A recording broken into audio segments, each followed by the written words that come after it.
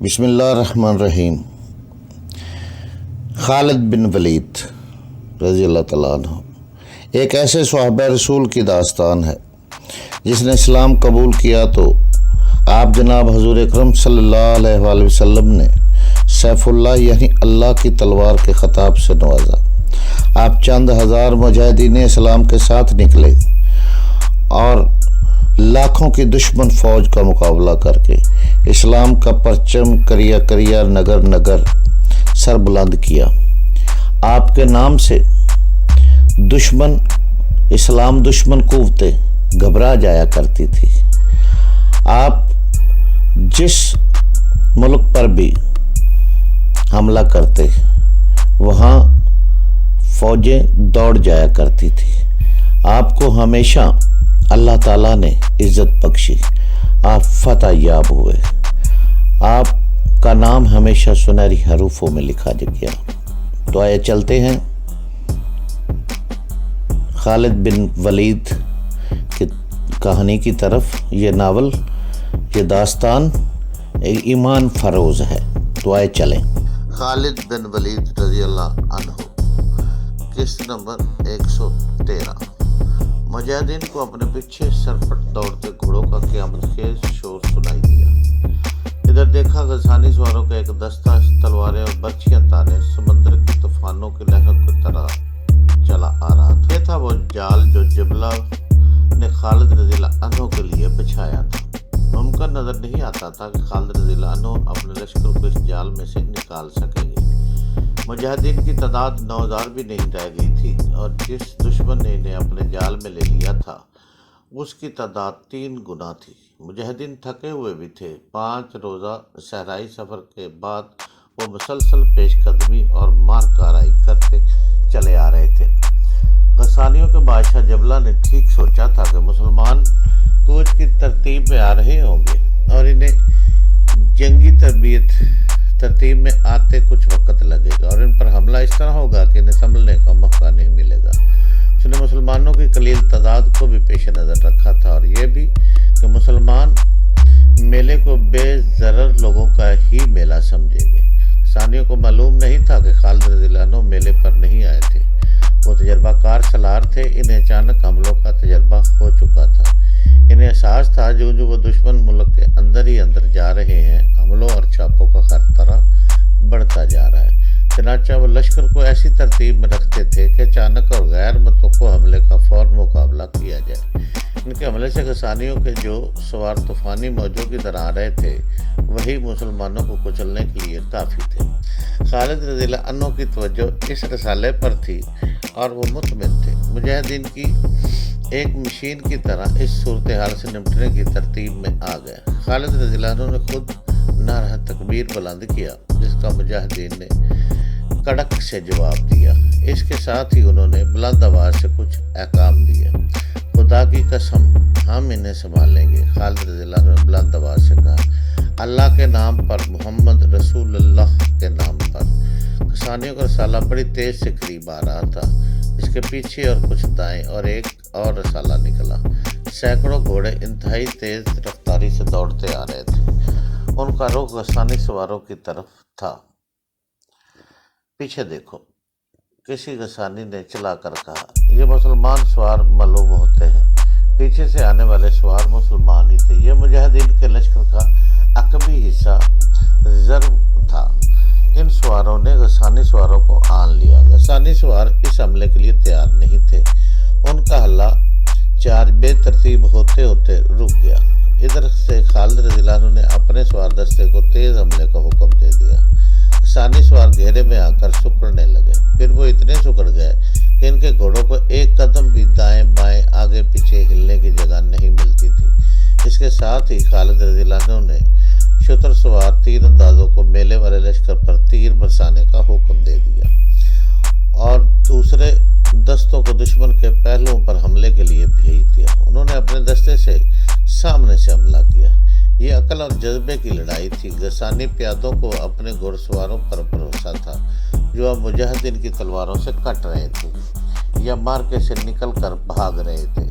خالد رضی اللہ عنہ کی کوشش یہ تھی کہ دشمن کے لشکر کے عقب میں چلے جائیں تاکہ دشمن شہر میں نہ جا سکے۔ خالد رضی اللہ عنہ کے حکم سے غسانیوں کے خیموں کو آگ لگا دی گئی۔ یہ خیمے میلے کے لیے لگے ہوئے تھے۔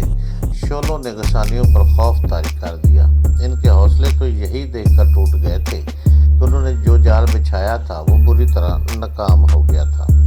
غسانیوں کو پاؤں اکھڑنے لگے۔ ان کا جانی نقصان اتنا زیادہ ہو رہا تھا کہ خون دیکھ کر وہ گھبرا گئے۔ آخر وہ بھاگنے لگے۔ خالد رضی اللہ عنہ بار بار اعلان کرا رہے تھے کہ اپنے شہر کو تباہی سے بچانا چاہتے ہو تو باہر رہو۔ شام تک خالد رضی اللہ عنہ اس شہر سے مال غنیمت اور بہت سے قیدی اکٹھے کر چکے تھے۔ شہر میں ان عورتوں کے بین سنائی دے رہے تھے جن کے خاوند، بھائی، باپ اور بیٹے مارے گئے تھے۔ خالد رضی اللہ عنہ نے رات کو ابو عبیدہ کے نام پیغام بھیجا۔ وہ خالد رضی اللہ عنہ کو بصرہ کے قریب جوار ملے۔ بصرہ غسانی حکومت کا پایا تخت تھا۔ غسانی اور رومی مل کر بصرہ کے دفاع کا انتظام کر رہے تھے۔ مجاہدین کا بڑا ہی سخت امتحان ابھی باقی تھا۔ وہ جو محمد رسول اللہ صلی اللہ علیہ وسلم کا بھیجا ہوا رسول نہیں مانتے تھے اور اللہ کو وحدہ اللہ شریک نہیں سمجھتے تھے، وہ ابھی تک جنگی طاقت کو افراد کی کمی بیشی اور ہتھیاروں کی برتری اور کمتری سے ناپ تول رہے تھے۔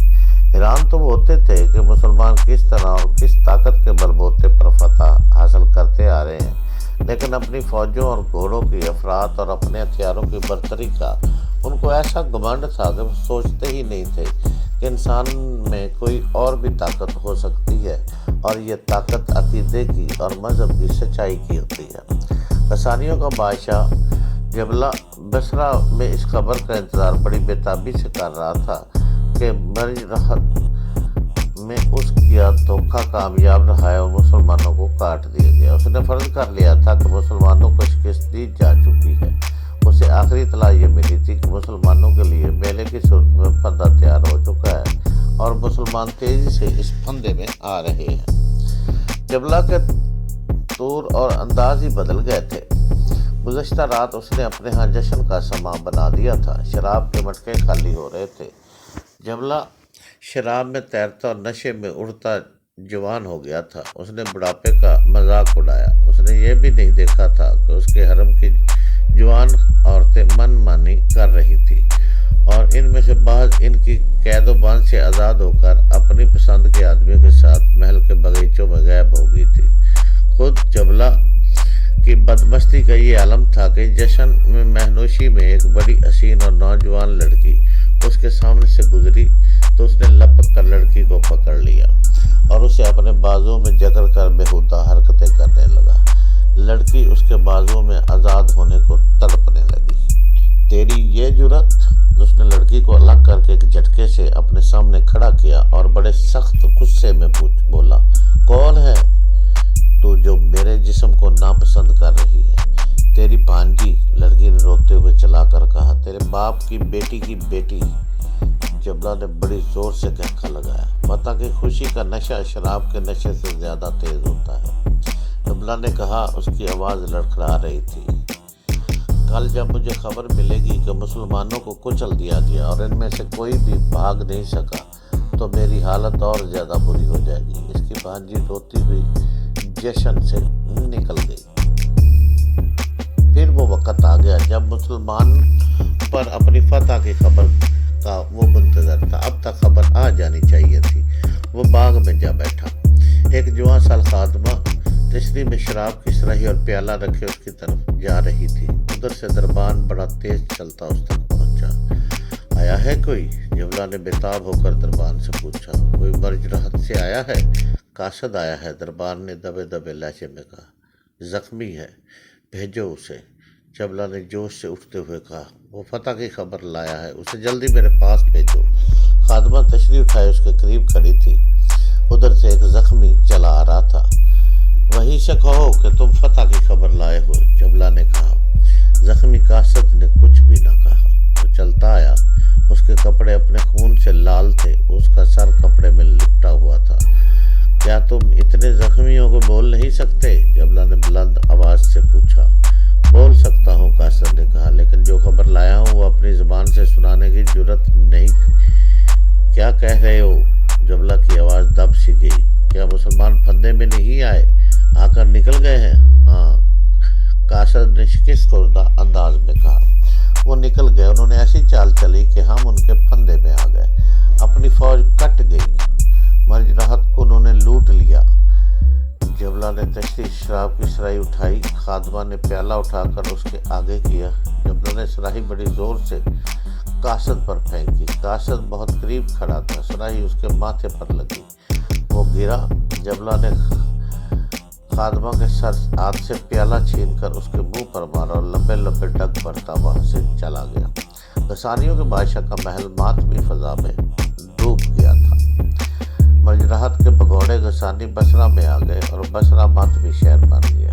असल मातम तो उनके यहाँ था जिनके बेटे, भाई, खावंद, बाप इस फंदे में आकर मारे गए थे, जो उन्होंने खालिद रज़ियल्लाहु अन्हु के मुजाहिदीन के लिए तैयार किया था। इस मातम के साथ एक दहशत भी आई थी और ये दहशत हर घर में पहुंच गई थी। उनके तीर जहर में बुझे हुए होते हैं। किसी को इस तीर से खराश आ जाए तो वो भी मर जाता है। उनके घोड़े परों वाले हैं, कहते हैं हवा से बातें करते हैं। इन मुसलमानों का रसूल जादूगर था, उसका जादू चल रहा है। उनके सामने लाखों की फौज भी नहीं ठहर सकती। सुना है दिल के बड़े नरम हैं, जो उनके आगे हथियार डाल दे इन्हें गले से लगा लेते हैं। जिस शहर में उनका मुकाबला होता है उस शहर की ईंट से ईंट बजा देते हैं। किसी को जिंदा नहीं छोड़ते, लड़ने वालों को पकड़ कर ले जाते हैं। दबी दबी ऐसी आवाज़ें सुनाई देती थी कि मज़हब उनका सच्चा मालूम होता है। वो अल्लाह और उसके रसूल को मानते हैं, यही उनकी ताकत है। जनून से लड़ते हैं। इन लोगों पर जो हैरत और दहशत तारी हो गई थी, इसमें वो हक बन जानब थे। तुम लोग बसरा को भी नहीं बचा सकोगे। जबला ने कहर भरे लहजे में अपने सलारों से कहा, तुम्हारी बुज़दिली को देखकर मैंने रोमियों को मदद के लिए पुकारा है। अगर तुम मुसलमानों को शिकस्त दे देते तो मैं रोमियों के सीने पर कूदता, इन पर मेरी धाक बैठ जाती, मगर तुमने मुझे कहीं का नहीं छोड़ा। रूमी हमारे पाया तख्त की हिफाजत करने आए हैं। वो अपने सलारों को कोस रहा था। उसे इत्तला मिली कि मुसलमानों की एक फौज बसरा की तरफ बढ़ रही है। इतनी जल्दी? उसने घबराए हुए लहजे में पूछा। मजराहत से वो इतनी जल्दी बसरा तक किस तरह आ गए? रूमी सलार को इत्तला दो। रूमी फौज जो खालिद रज़ियल्लाहु अन्हु की कामयाबियों की खबर सुनकर जबला की मदद को आई थी, वो बसरा के बाहर खैमाजान थी। उसके सलारों को इत्तला मिली कि मुसलमानों की फौज आ रही है, तो सलार ने फौज को तैयारी का हुक्म दे दिया। इस फौज में अरब ईसाई भी थे।